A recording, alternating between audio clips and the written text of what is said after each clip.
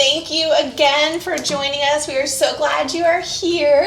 I know last week we chatted with Chef Yari and we talked about all the Valentine's things. Well, with that whole spirit of Valentine's and love, I thought it would be so cool to talk to Natty, who I feel is super awesome at dating her husband. Natty's been married to David for 13 years, and they have... This year is 13 years? In what month? In November. So I guess we're more 12. So you just entered her 12th year. Yeah. And you have 3 children. Your oldest one is 9? Yes. 9. And your baby is how old? 4. It's not really a baby anymore. I know. It's like preschool. So in this season of crazy and little ones, you still manage to find time for dating. And I was thinking of who would be a good person, and I see, that we're friends, and so I know that you date. It's a priority for you. I was doing some research for this conversation, and it says when you're dating your spouse, you are telling him or her that she or he is a priority, and that your relationship is important and valuable. And I just thought that was huge because we tend to be like, I don't have time for it. Well, but you could make time for it, even if it looks different. I was talking to a friend just yesterday, and I was like, what'd you do for your birthday? She said, we had a date night in. And I was like, that counts. Yeah, that is important. Unless you go to bed super early like I do, date nights in are not very productive. But if you don't, then it's great, But being able to just stop and have that conversation, and just dive into who you are and why you guys got married in the first place. So why don't you share with us just some things that you've learned that you thought would work at the beginning and maybe doesn't work now, or what this looks like for your family. What does dating David look like for you? Yeah, and it's changed. Yeah, I bet it has. Within the years. Because when we first got married, he was starting a business with his family. So I was a teacher, and, I would open the school and close the school. So it looked different before kids. And then once we had kids... Were you regular, though, before you had kids? Yeah. And we would have, our house was like the party house. We'd have game nights, and everyone would come with their spouses. And we all got married at the same time, so it was really fun. We also lived in the same neighborhood with our sister-in-laws and brother-in-laws, so it was really cool. Once we had kids and I stopped working, I realized how I needed him so much more, because it would be like a dog when you get home and it's like, so excited to see you.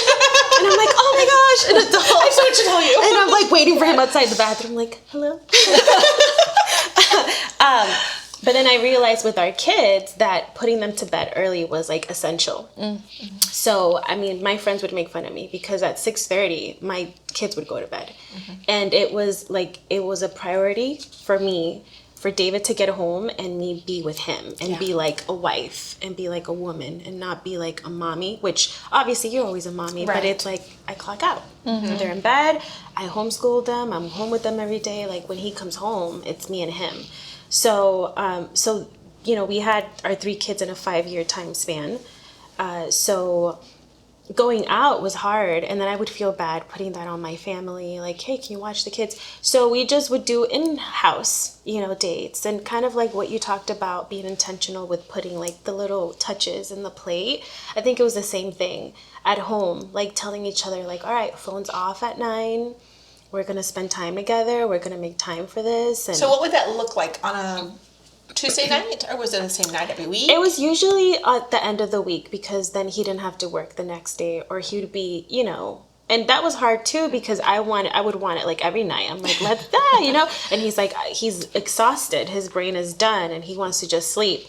So, I don't understand. Yeah, you don't want to hang out with me? And he's like, I love you so much, but let me sleep. So we figured out, okay, for us, it was better, on a Saturday, because back then, the only day he was off was on Sunday, so we could go to church. So it changed, and we messed up, did better. But I think for me, essential was putting the kids to bed and letting the kids know, that's it. It's mommy and daddy time. We come first, because in order for this family to function, it needs to come from the top, which is we need to be a strong fort. So, and I feel like men, they get on autopilot mode, and maybe it all goes back to the curse, us women wanting more of them and want all of that. And they have not more to give. Yeah, exactly. And he's like, you're going to work hard, the earth, so you can get this money. So I feel like being very intentional of like, no, like we're not gonna go on autopilot and you be on your phone, or maybe like here and you be there. Like we're gonna be next to each other, and dying to yourself, because also I feel like as women, and I've been tempted with that, of like, well, how come I have to be the one that's like begging you to hang out with me? Well, because they're men and they work differently. I don't know every man, but I know mine. I know he loves and adores me, but he's tired and he wants to sleep and he's stressed and he, so I have to just constantly be like, not constantly like begging him, but be like, okay, remember what we said. Cultivating that. Cultivating, and I think that yes. as women are, when we're in the home, we cultivate the children, what they wear, what they eat, what they look like, what our home looks like, the atmosphere. And I think we are kind of the cultivator of our marriage as well. And it has nothing to do like, I've been married for 17 years, and it's just recent where he's like, hey, let's go on a date. It might be a fleeting statement, but then now I got to go get a sitter, got to make sure the house is ready, make sure, and it's like, your comment is a lot of work for me, but that's our job, is to cultivate. I mean, it's not that they don't love us or they don't want to be with us. It's they're cultivating a life for our family to survive. And so it's just a little bit, and even if the wife works out of the home, I mean, I work out of the home some, I know you guys all work, we all do different things, and it's like, oh, that's one more thing. And it is one more thing. As I was, like I said, I was doing some research, and it's experts. Now, I don't know who the experts are, but the ones that know. Yes, those people, the trolls, right? The trolls, I was thinking of Elsa and Anna, the love experts. That's what I was thinking when I said the trolls. But like on Google, it was the experts, and it was not a Christian website. It was actually a very popular wedding dress store. And what they said was, dating your spouse is very important and is likely the key that keeps your marriage strong and doesn't end in divorce. This was a popular non-faith-based, company, and they're saying you need to date them. If to keep a dating relationship alive is, if you don't see each other, it makes it very challenging. And I think we think, we see them all the time, but we're not having that intimacy conversation where they can see into you and they can have that intimate conversation. And even if sometimes, I'm not a night person, so my conversations at night is not super engaging. We have learned at lunchtime is great for us, so we love going on lunch dates. And so over the years, I have now big, so I can do that. But when we had littles, it was like, okay, how are we going to make this work? And so I love the putting them to bed. What do you guys do? Right now, I'm actually like gleaning because we are going into a different season and going into transitions in our life, and so my husband's work schedule doesn't lend for, because he works nights. So it makes it hard. And so now we have the weekends is what we can use, and so I'm basically in a season where I'm kind of restructuring my home and our schedules and everything, trying to find what works best for us in this season. And so I want to start to cultivate that for my husband and I. So what advice would you give me as someone who's wanting to start that starting to cultivate that in my home? So he's home on the weekends at night? He's off like all Saturday and all Sunday. Oh, okay. So that could be an option, right? For you guys to have that designated time.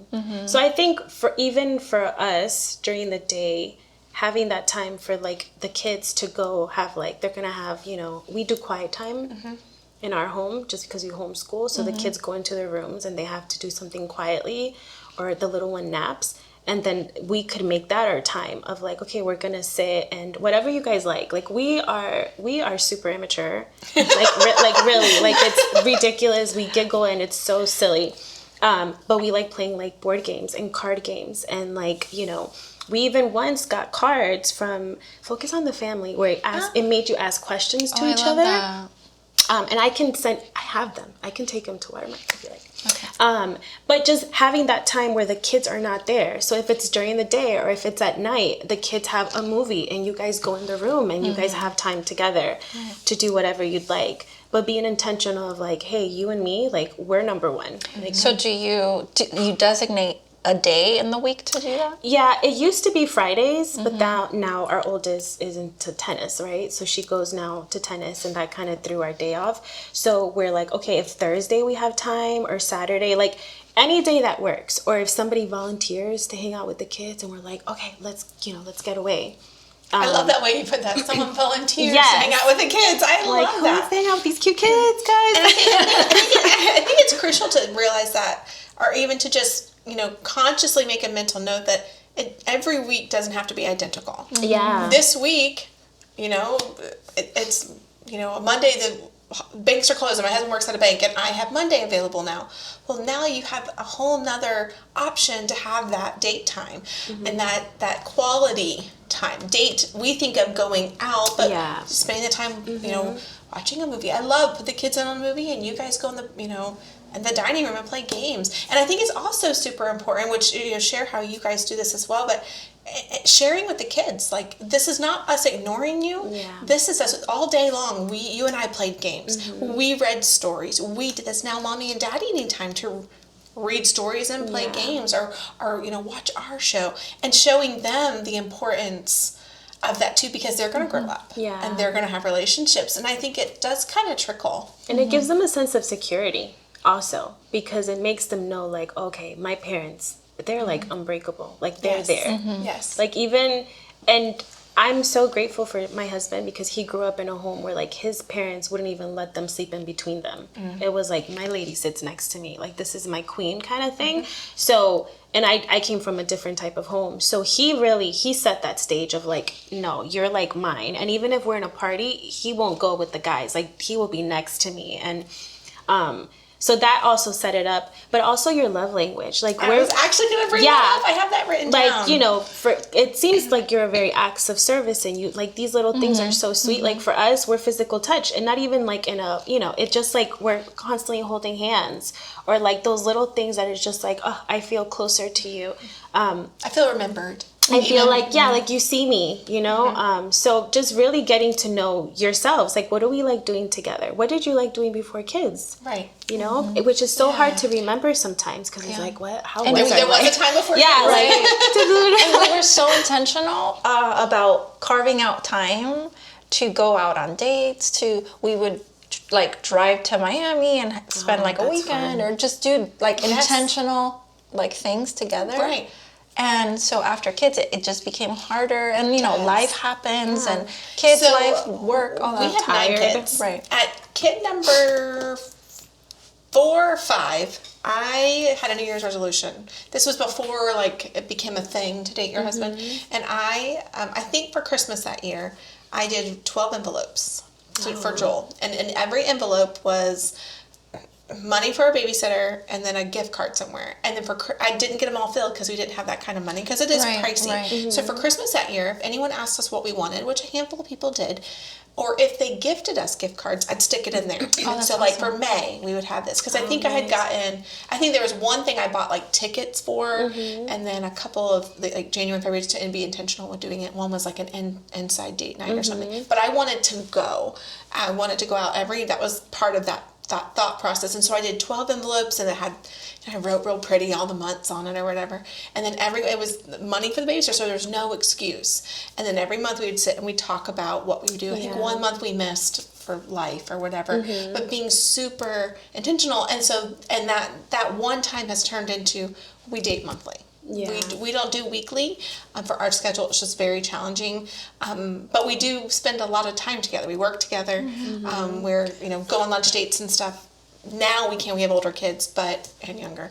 But we do. So I goaled it just once a month, and so it was not so big of a chunk to bite off. And I think sometimes whatever you do, just do it. Just do it. And it's interesting because we didn't start actually leaving the kids until I stopped, nursing my last son. Because in my mind, really, it was like impossible. Like, you're telling me I have to leave my kid, and then I have to leave milk, and then I have to, then I'm like uncomfortable. So all that. And then once we started dating, it's like working out when you feel like really good, and you're like, oh my gosh, I see a little, is that like a cut? Like, am I like an athlete? one time. I think I'm gonna compete. I think it's the same thing with dating. Like, you start really enjoying for me at least, and I'm embarrassed to say, I'm like, wow, I like you so much. Like, we're having so much fun. And even getting, like, dressed up, like you said, like the presentation. Because for me being home, I look, like a stay-at-home mom half of the day. Which is amazing. Same. Moms look, we are amazing. Yeah, we look exactly. at home. But then feeling like a woman too, and being like, oh, look, I can wear heels or whatever.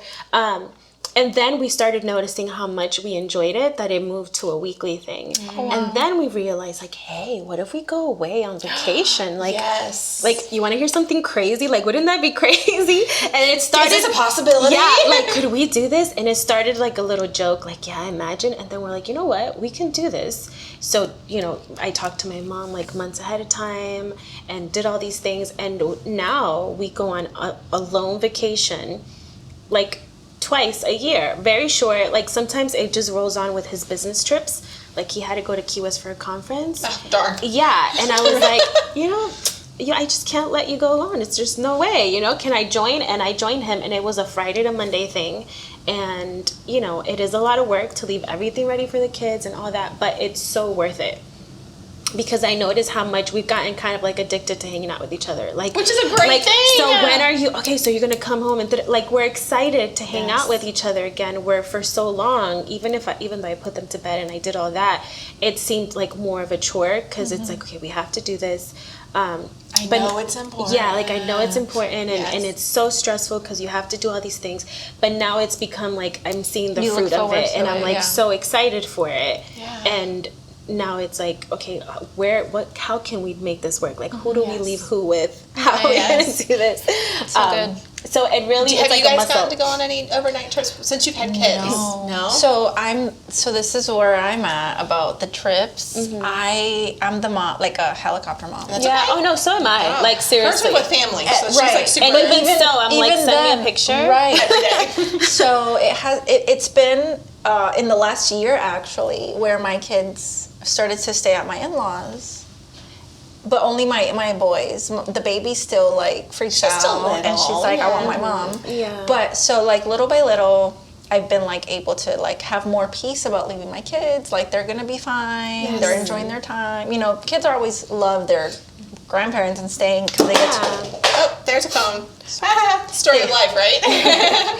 So kids love to stay and do whatever they want. They get treats and TV and whatever. And so we have been able to leave them a couple of times. We don't make it like a regular thing. I'm still getting used to it. That's I don't want to take advantage of that, to always do it. But this conversation was so needed for me. I really need to, implement a lot of these things because it's important. It's important, and you don't want to forget what brought you together, what you love about each other. Yes. Yeah. It's important to... And I always think of, on Songs of Solomon where it talks about the little foxes ruining the vineyard. And not because we're paranoid, like they're going to steal them away or anything, but it's like, let's do everything in our power to make this be like an amazing marriage. Like my whole mindset has been like, if you were the one, my only man I'm going to be with for the rest of my life, this is going to be amazing. This is going to be knockout. Like, we're going to enjoy each other. And I don't want to just be married and be like, yeah, we're just, we have these kids. Like, no, I want to be in love with you. Right. And I don't think that that's far-fetched. I don't think that that's unattainable. Right. Now, I do know that probably some people who are listening are like, well, my marriage isn't there. And that's okay. And we will stand with you in prayer over that and about that. Because, in our seasons of 17 years, 13 years? 12, 13, and 11, there's been seasons where I'm sure we've all been like, oh, this was a really rough season. Yeah. And this is a very challenging season. And we don't always just air all of our dirty laundry, but in those seasons, obviously dedicate your marriage to prayer, and then find little ways to be able to love on your spouse in those seasons, and then it will grow into, date nights monthly, date nights weekly, trips away. These are things that it's a building process. You don't immediately just go on a trip away when you maybe have had some distance or have had some struggles, because it's probably not going to turn out like you want it to.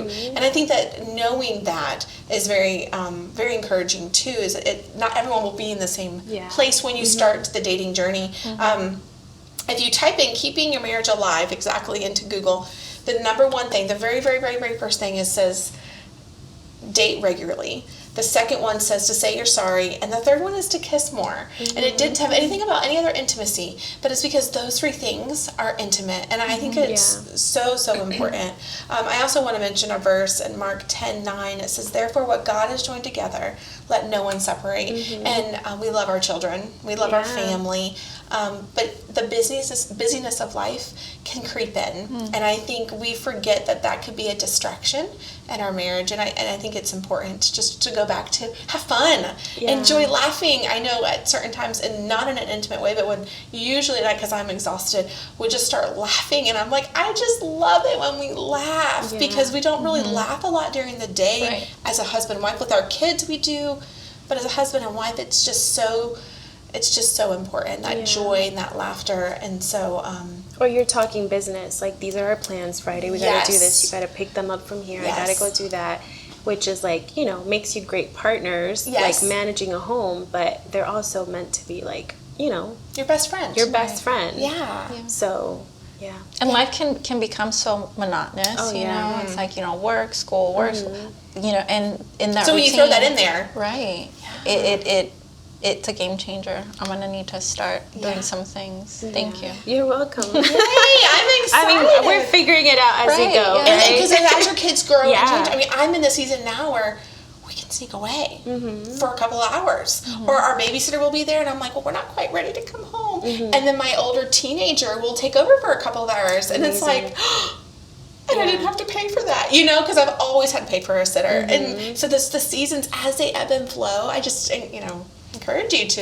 And everyone. It's so encouraging to actually see that other people actually are navigating this topic, that I'm not the only one that needs to figure it out. I'm not the only one, you know what I'm saying? So it's really encouraging. You're definitely not the only one. I mean, there's been major seasons where we're like, well, money was a thing. For and sure. It's a thing for a lot of people. A lot. For us, it was like date night or groceries. And so groceries obviously won that week, and that's okay. So you sit on the front porch and you drink some hot tea, because I don't drink coffee because that's gross. And so you drink a hot tea and you watch the sunset. Exactly. Or play games, play board games. Like, my husband's super competitive.